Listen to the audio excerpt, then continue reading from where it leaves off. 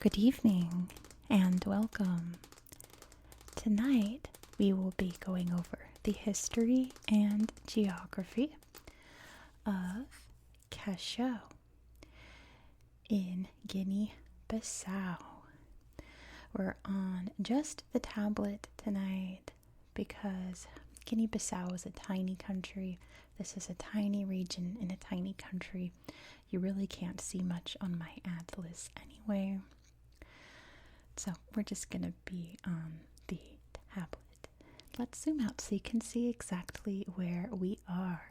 Here is Guinea-Bissau. Now I've done a lot of videos on Guinea-Bissau already. I'll link my Guinea-Bissau playlist up there where I've already covered the capital, Bissau. We covered Bolama. You can see the Bajagos archipelago. We've talked about them as well. So there's a lot of topics I've already covered in this little country here. But where is Guinea-Bissau located? If you don't know, don't worry, you're about to know. Guinea-Bissau is in West Africa. Here's beautiful Africa. The West African coast here along the Atlantic Ocean. Guinea-Bissau is right here. You can see from above the big Sahara Desert. And down here we get to the green, lush, I guess more like savanna in West Africa, but then it blends into the tropical rainforest down here in Central Africa.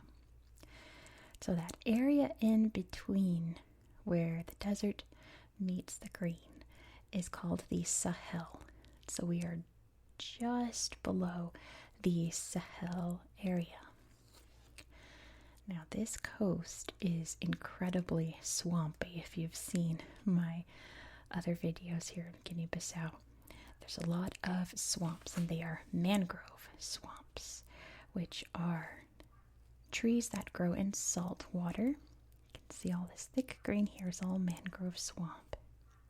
Sorry if you can hear a dog barking outside. It's very mushy, wet, gooey land, as you can see. Some of the peoples here actually use that wet, gushy land for rice farming. But there really isn't much else you can do with that kind of land, which is not a bad thing, to be honest, because mangroves are Mother Nature's defense against things like hurricanes and storms and floods. It prevents any kind of big waves or rainstorm from reaching farther inland. The town of Cacheu, which I believe that's how you pronounce it. You know me and my Portuguese, it's not the best. Even though all my Portuguese and Brazilian viewers are really kind about it, I do my best. Here's the town of Cacheu, which you can see is a little bit inland. It's not quite on the coast because, as we've already talked about, the coast is very swampy. You can't quite build a lot of towns there. You can see some settlements there, but not much going on there. So there's not really any pictures anywhere else in this region except for in town, but we'll talk about those as we get into the history here. But yeah, as you can see, even the little islands out here are all quite swampy, aren't they? Look. All kinds of swampiness everywhere.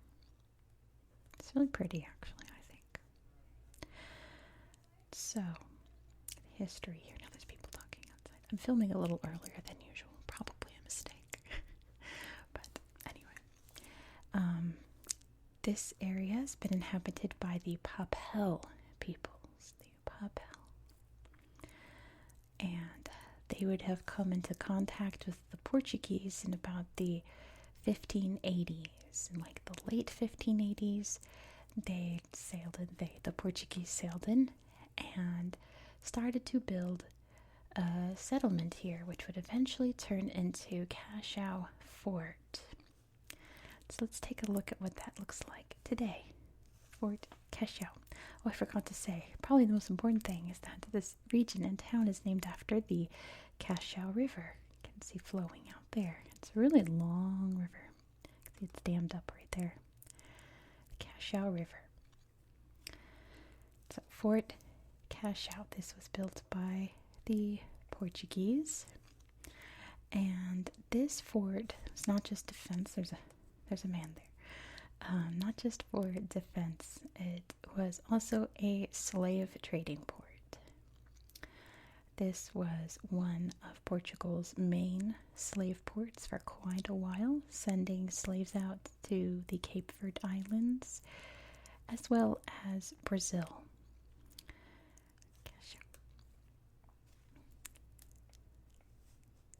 So over here is a really incredible museum for the slave trade. We can see lots of, things from times past, from a very dark chapter in African history and European history as well. There's the fort from above. Some artwork there depicting people being rounded up by the looks of it. Yeah, look at that. It's such a dark period. This first picture is probably the best. You can really see the inside of the museum. We've got a cool cannon. I hesitate to ask what those are. I think I know, and I hope I'm wrong. Just put it that. And then over here you can see this very famous diagram of what a slave ship would look like below deck. And I wish I could zoom in, but Google Earth won't let you zoom in anymore. But it shows people lined up laying on their backs and how you can fit as many people in the hull of a ship like that. It is a very, very haunting image. It's, like I said, incredibly dark chapter. The fort also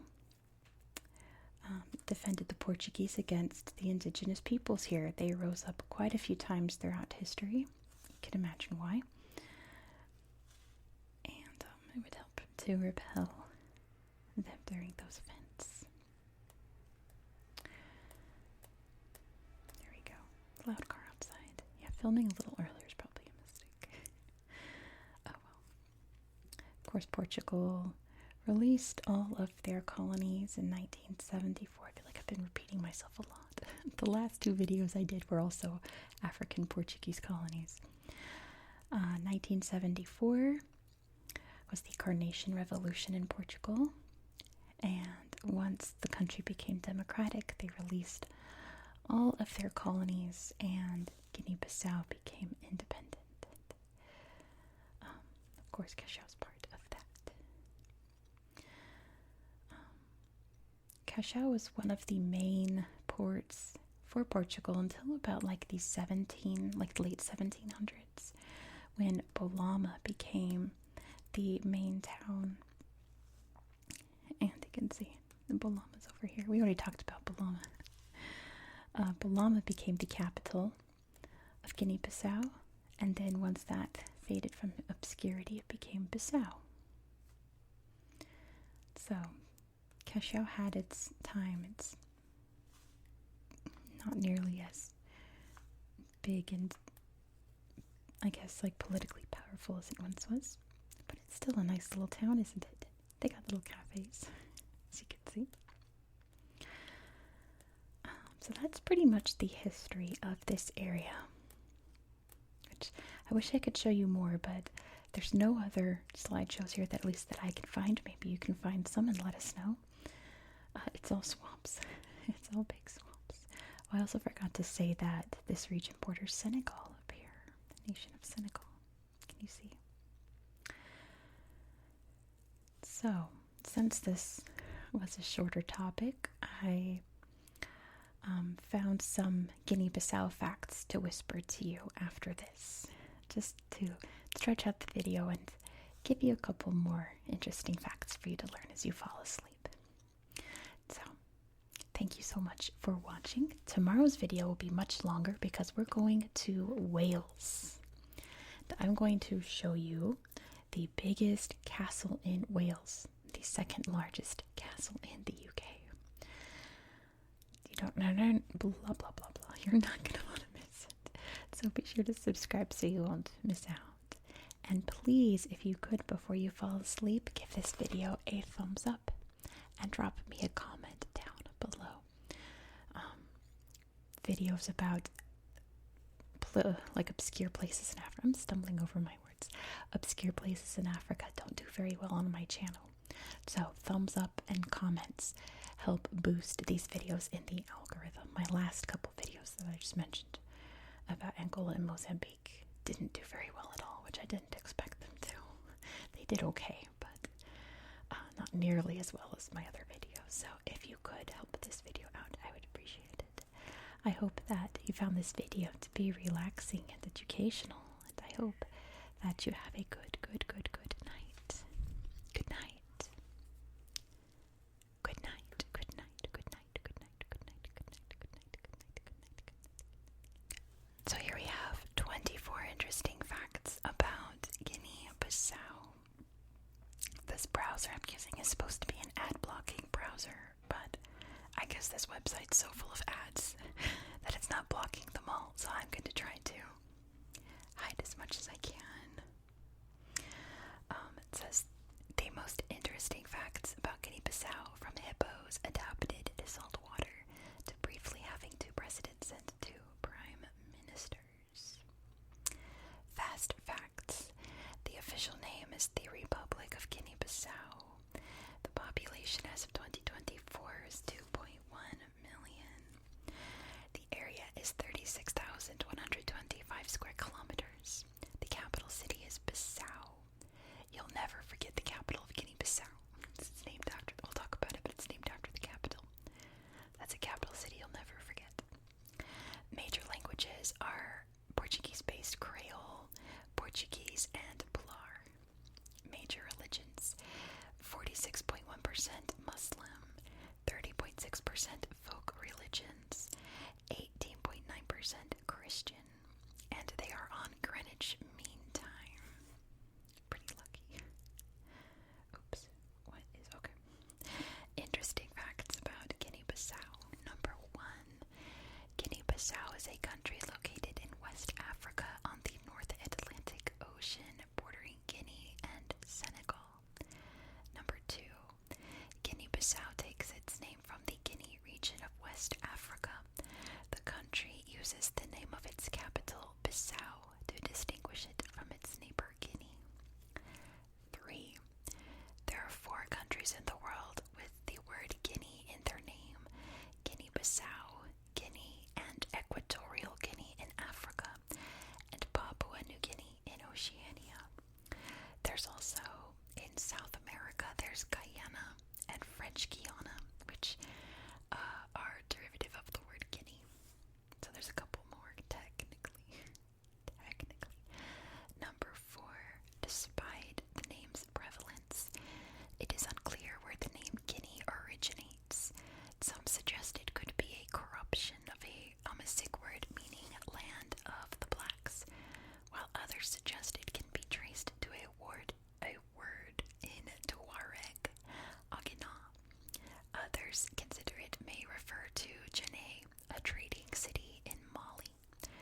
Additionally, during the 15th century, Portuguese sailors used Guinea to describe what is now Senegal, and by the 18th century, Europeans used Guinea to refer to much of West Africa. Number 5.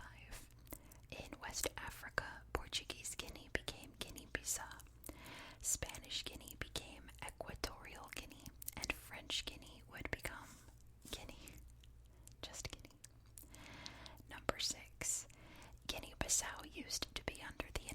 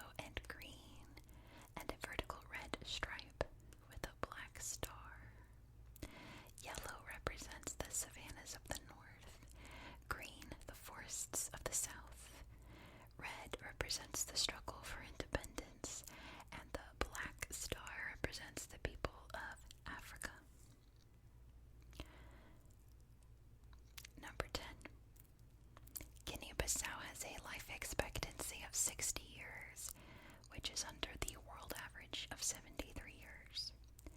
Number 11. Since independence, Guinea-Bissau has been rocked by a series of military coups in 1980, 2003, 2010, and 2012, a civil war in 1998 to 99, and the assassination of its president, João Bernardo Vieira, in 2009. 12. As such, Guinea-Bissau is one of the poorest countries in the world when measured by GDP per capita based on purchasing power parity, or PPP. In 2024, it was ranked 23rd poorest. It is also ranked among the least developed countries in the world. Number 13. I'm really glad it's blocking all the ads now. Number 13. Over the last 2 decades, Guinea-Bissau has struggled to stem the flow of drugs, particularly cocaine. Described by the UN as a narco-state, Guinea-Bissau has become a drug trafficking hub for cocaine flown or shipped from Latin America to Europe and North America. 14. In 2020, nearly 1,000 hooded vultures died from mass poisoning in Guinea-Bissau, driving the endangered species toward the verge of extinction in Africa. The birds likely died from accidental poisoning after strychnine was used to control the feral dog population. That's so sad. Poor birdies. Number 15. The country's capital, Bissau, was founded by the Portuguese in the 17th century, but didn't officially become the capital of modern-day Guinea-Bissau until 1942, when the capital was moved from the island city of Bolama. Number 16. The former capital, Bolama, was quickly abandoned by the Portuguese. It has since fallen into decay and ruin. I wouldn't quite say ruin, but I would say decay. It's, yeah. You can see it on Google Earth in my video on Bolama. Number 17. The people of Guinea-Bissau are among the lightest smokers in the world, with a daily smoking population of 6.3%. Number 18. Guinea-Bissau is one of the few places in Africa you can still see traditional ancestral shrines. The totem-like wood-carved structures are intended to connect the human and spirit worlds. Number 19. On Uno Island in Guinea-Bissau, at some point in their lives, boys must go into the forest for several months to live alone in a ceremony called Vaca Bruto, which means strong cow. The rite of passages is supposed to transform the boys into men, but only takes place when it feels right, as opposed to a set age or date. 20. Guinea-Bissau is one of 27 countries that does not have a single UNESCO World Heritage Site. It does have one property on the tentative list of sites to be submitted for nomination, and I'm happy to say this fact is now wrong. As of July this year, the Bijagos Archipelago is a UNESCO World Heritage Site. This is Guinea-Bissau's first UNESCO site. 21. The Bijagos Archipelago, located off the coast of Guinea-Bissau, is a UNESCO Biosphere Reserve and World Heritage Site now. The archipelago is made up of 88 islands and is home to a significant diversity of mammals, reptiles, birds, and fish. I did a video for my channel members on all the new UNESCO sites, and I'm about to record a video where I go on Google Earth and we look at them all. So, yeah, you can check that out for my channel members on my channel members page. 22. The Bijagos Archipelago is also one of the few places in the world where you can see saltwater hippos, particularly on the island of Orongo, which is also a national